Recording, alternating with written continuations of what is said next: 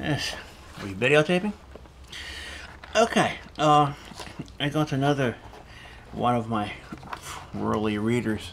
I remember this stuff from like first grade, back in Camellia Avenue Elementary School, 1969, I guess.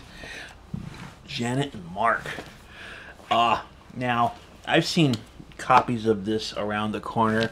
They didn't have the little black kid on it, so apparently they this one came out in '66, and you can see they're just starting to push the multicultural stuff. The other one I had, Janet Mark book, was from '65, and they didn't have any of this stuff in it. This book, they're kind of like going whole hog. See, this is okay.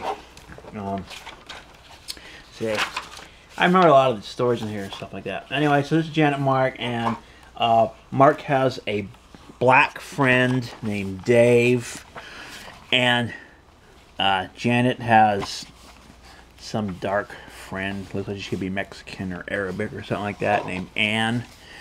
And there's it has some funny animal stuff in there. So there's Mark and Dave, and apparently the family really trusts their grocer. They have a black grocer named Mr. Green, and Mark actually goes on a fishing trip alone with Mr. Green. Now I don't know if that's there, looking at pictures of him holding a fish, or is that Janet holding a fish?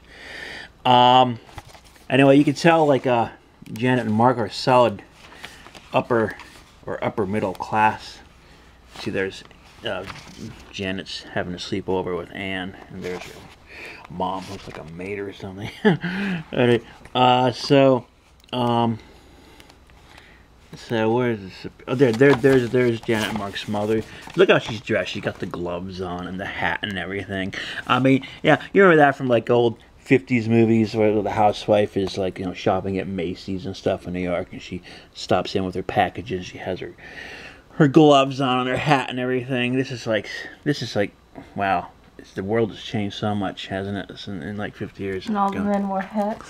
Oh yeah, well, men dressed smart too. Back in those days, you know, you didn't run around in like t-shirt and jeans like nowadays. Now, back then you dressed up for work, and you dressed up to go to the store and stuff. You know, only time you dress like a bum is if you're going to be doing yard work around the house. But yeah, so I mean, I like this. I remember all the stories in here and stuff. There's that one about the snake, where Mark gets a snake and chases Janet away and terrifies her. Look at he's holding up that snake like he knows what he's doing, huh? Maybe it's the chosen kind of like secretly showing us their snake worshipping religion or something. I don't know. And Socks, of course, finds himself a mud puddle and makes a mess. You know how those puppies are. But yeah, so this one is. Oh, there's Grandma, and Grandma's all dressed up too with her gloves and everything like that.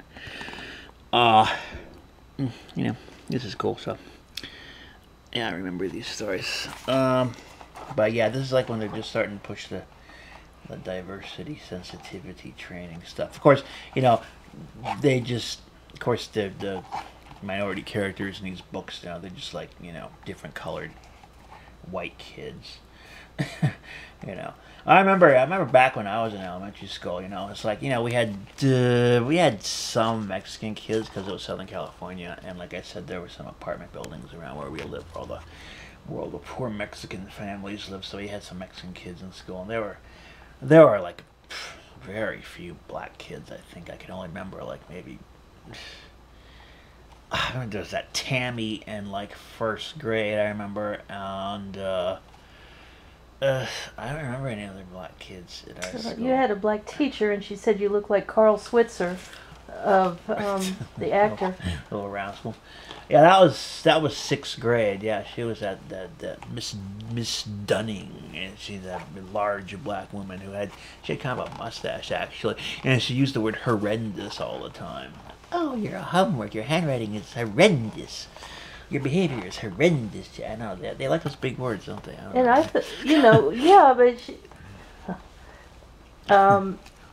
I don't know if it was cool if she said you look like Alfalfa from Our Gang or the Little Rascals. Oh, that's okay. If she's black, she can say that. Now, if you're a white teacher, you can't say that the kid looks like what's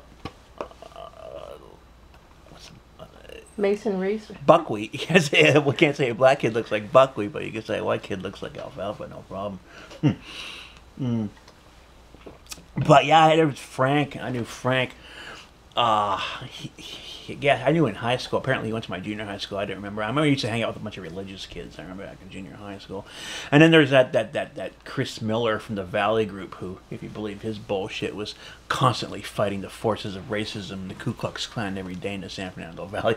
His stories are so fucking full of bullshit. And he says he said the cops in Burbank are always pulling him over because they're racially profiling him. It's like, is anybody else sick of this bullshit? It's like these days, people treat blacks with way more respect than they deserve. I mean, especially if you're a cop, you don't want your superiors to notice you're, like, you know, pulling over an awful lot of black motorists, because that looks bad, because, oh, this cop might be racist. He's pulling over a lot of. In fact, you're gonna ignore a lot of stuff blacks are doing because you don't want to have it.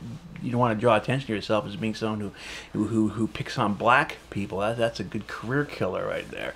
So anything that assholes like fucking Chris Miller say, you got to take with a grain of salt. You know, he's full of shit. You know, he likes that because, you know, all he has to do is pull the racism card, and all the retarded white girls are like, oh, you poor darling, the world is so unfair. Why are people like that? Oh my goodness! In this day and age, it's 2014. It's like, shut the fuck up. Anyway, yeah, I just wanted to share my new Janet and Mark book. This one, I'd like to have like a kind of like a little uncharacteristic, kind of like funny animal segment in here.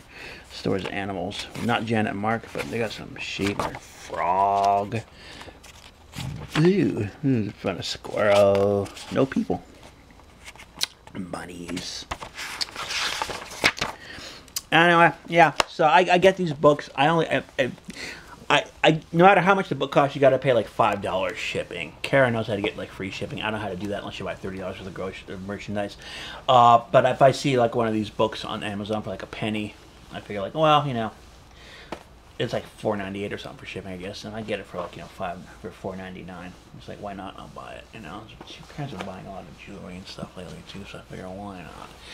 Anyway, guys, so yeah, Around the Corner, starring Janet and Mark and Dave and Anne and Mr. Green. Okay, guys, see ya.